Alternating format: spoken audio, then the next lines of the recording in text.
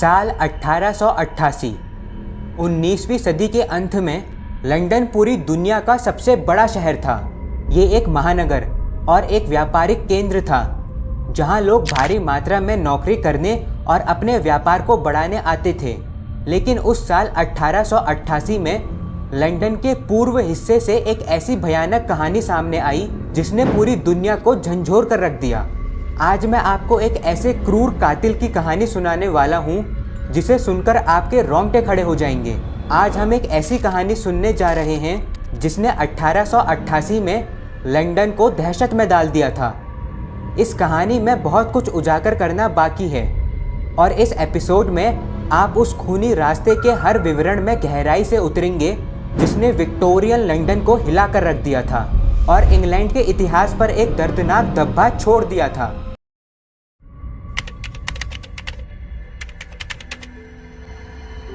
इस खौफनाक खेल की शुरुआत हुई थी मैरी एन वॉकर से।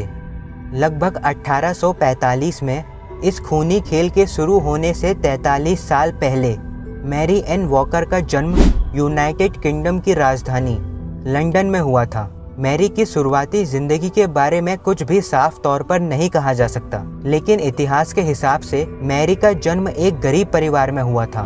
मैरी के पिता एडवर्ड वॉकर एक लोहार थे और उनकी माँ कैरोलाइन वॉकर दूसरों के घरों में जाकर कपड़े धोया करती थी। एडवर्ड और कैरोलाइन के कुल 3 बच्चे थे, जिनमें से मैरी उनकी दूसरी संतान थी। जब मैरी 18 वर्ष की हुई तब उनके पिता एडवर्ड वॉकर ने मैरी की शादी एक विलियम निकोल्स नाम के आदमी से करवा दी। ये शादी 16 जनवरी 1864 के दिन लंदन के सेंट ब्राइट्स नाम के चर्च में हुई थी। कुछ सालों तक ये शादी ठीक चली, पर साल 1880 में विलियम्स ने मैरी से तलाक ले लिया और वो किसी और लड़की के साथ मैरी को अकेला छोड़कर चला गया। अब मैरी बिल्कुल अकेली पड़ चुकी थी। ना ही उसके पास रहने के लिए घर था और ना ही खाने के लिए पैसे।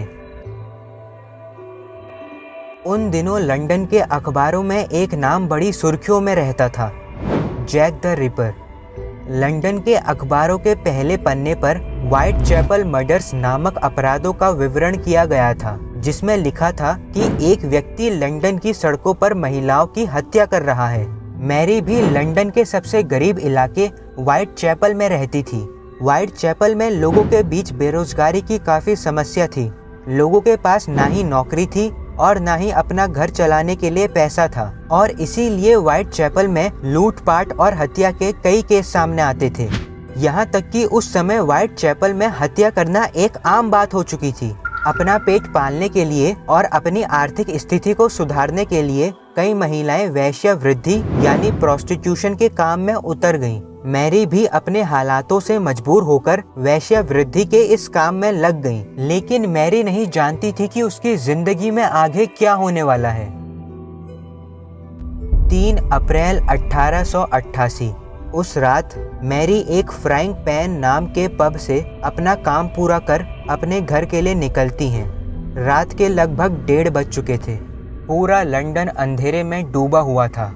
लंदन की सड़कों पर एक अजीब किस्म की खामोशी बिखरी हुई थी, जिसे मैरी अपने कदमों की आवाज़ों से चीरते हुए आगे बढ़ रही थी। तभी मैरी को एहसास होता है कि कोई शख्स उसका पीछा कर रहा है। ये ख्याल दिमाग में आते ही मैरी के रोंगटे खड़े हो जाते हैं। डर के मारे वो अपने कदमों की रफ्तार बढ़ा देती है, लेकिन अंधेरे में लिपटा हुआ वो शख्स अपने कदमों की गति को भी बढ़ा लेता है। मैरी बस चाहती थी कि वो सुरक्षित अपने घर पहुंच जाए, लेकिन वो नहीं जानती थी कि उसके साथ आगे क्या होने वाला है। महीने के अंत में एक कार्टर चार्ल्स क्रॉस अपनी गाड़ी को अस्तबल की ओर ले जा रहा था जब उसने अस्तबल के दरवाजे के सामने एक महिला का शव देखा। ये लगभग 1:30 बजे का समय था और उसने जल्दी ही महसूस किया कि महिला का गला बेरहमी से काटा गया था। मामले को मेट्रोपॉलिटन पुलिस की जे डिवीजन ने संभाला। जांच पूरी होने पर पता चला कि ये लाश किसी और की नहीं बल्कि 43 साल की मैरी एन वॉकर की है। लेकिन मैरी इकलौती महिला नहीं थी जो जैक द रिपर का शिकार बनी थी। मैरी के बाद भी कई महिलाएं थीं, जैसे कि Annie Chapman, Elizabeth Stride, Catherine Eddowes और मैरी जेन कैली। इन 5 महिलाओं को जैक द रिपर ने काफी बेरहमी से मारा था।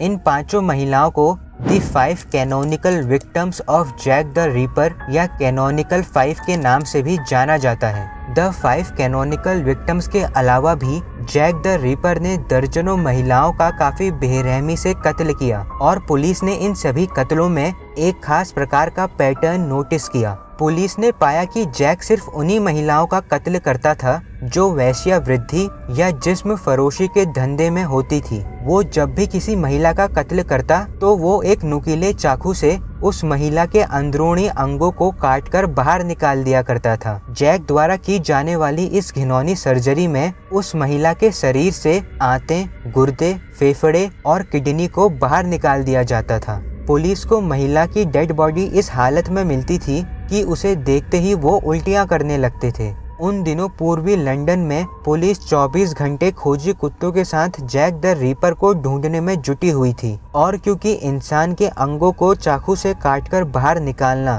किसी आम इंसान के बस की बात नहीं थी, इसीलिए अनुमान लगाया जाता है कि जैक द रीपर एक कसाई, सर्जन या फिर एक डॉक्टर हो सकता है। 27 सितंबर 1888 को सेंट्रल न्यूज़ एजेंसी को डियर बॉस शीर्षक से एक पत्र मिला। पत्र पर जैक द रीपर के हस्ताक्षर थे जिसमें हाल ही की हत्याओं की जिम्मेदारी ली गई थी। हालांकि पूरा पत्र दिखाना बहुत लंबा होगा। इसका सबसे भयावह हिस्सा था, अपने अगले काम में मैं महिलाओं के कान काटकर पुलिस अधिकारियों को भेज दूंगा। इस पत्र को तब तक रोक कर रखें जब तक मैं थोड़ा और काम नहीं कर लेता, फिर इसे सीधे बाहर कर देना। शुभकामनाएं, आपका सच्चा जैक द रीपर। इस पत्र में संदिग्ध हत्यारे ने खुद को जैक द रीपर का नाम दिया, जो लंदन के अपराध इतिहास में हमेशा के लिए एक धब्बा बनकर रह जाएगा। और भी बुरा, जैक ने अपनी धमकी को पूरा किया। 30 सितंबर 1888 की रात 1 बजे 44 वर्षीय सेक्स वर्कर एलिजाबेथ स्ट्राइट का शव व्हाइट चैपल में हेनरी स्ट्रीट पर पाया गया। उसका गला बेरहमी से काटा गया था। शव को लुईस पॉल द्वारा खोजा गया। एलिजाबेथ के चेहरे को बुरी तरह से बिगाड़ दिया गया था और उसकी आंतें उसके दाहिने कंधे पर रख दी गई थी। उसकी किडनी को पूरी तरह से काटकर बाहर निकाल दिया गया था। इसके बाद 16 अक्टूबर को व्हाइट चैपल कमेटी के प्रमुख जॉर्ज रस्क को फ्रॉम हेल शीर्षक से एक पत्र मिला जिसमें लिखा था, मिस्टर रस्क, मैं आपको उस महिला की किडनी का आधा हिस्सा भेज रहा हूँ जिसे मैंने निकाला और आपके लिए सुरक्षित रखा। दूसरा टुकड़ा मैंने तला और खा लिया। ये बहुत अच्छा था। शायद मैं आपको वो खूनी चाकू भी भेज दूं जिससे मैंने इसे निकाला, अगर आप थोड़ी देर और इंतजार करें। ये पत्र दूसरे पत्रों से अलग था, लेकिन ये पत्र काफी भयानक था क्योंकि इसके साथ एक इंसानी किडनी भी थी। आज इस पत्र को सबसे प्रमाणित माना जाता है कि इसे असली जैक द रीपर द्वारा लिखा गया था। इस पत्र को लिखने में ग्रामर की बहुत ज्यादा गलतियां की गई थी, जिससे पुलिस को यह अंदाजा हुआ कि जैक ज्यादा पढ़ा लिखा नहीं था। लेकिन पुलिस के ये सभी अंदाजे हमेशा अंदाजे बनकर ही रह गए, क्योंकि पुलिस की लाख कोशिश करने के बावजूद भी जैक द रीपर कभी पकड़ा नहीं जा सका। और पकड़ना तो दूर की बात, पुलिस आज तक उसकी असली पहचान तक नहीं कर पाई। उस समय बहुत से ऐसे लोग थे जिन पर पुलिस को जैक द रीपर होने का शक होता था, लेकिन पुलिस को सबसे ज्यादा शक शाही घराने के प्रिंस और रानी विक्टोरिया के पोते एल्बर्ट विक्टर पर हुआ था, क्योंकि सिफिलिस बीमारी ने प्रिंस के दिमाग को पूरी तरह से नष्ट कर दिया था, जिसके कारण कुछ साल पागल खाने में बिताने के बाद सन 1892 में उसकी मौत हो गई। लोगों का मानना था कि प्रिंस रात में अपने महल से शिकार करने निकलता था और अपनी सनक मिटाने के लिए सिर्फ महिलाओं को अपना शिकार बनाता था। हालांकि इन सभी बातों को सिर्फ अफवाह माना गया, क्योंकि प्रिंस के खिलाफ किसी के पास भी कोई सबूत नहीं था। आखिरकार कई सालों तक तलाशने के बाद भी पुलिस को जैक द रीपर के बारे में कोई सुराग नहीं मिला और ये सीरियल किलर हमेशा के लिए सिर्फ एक रहस्य बनकर रह गया।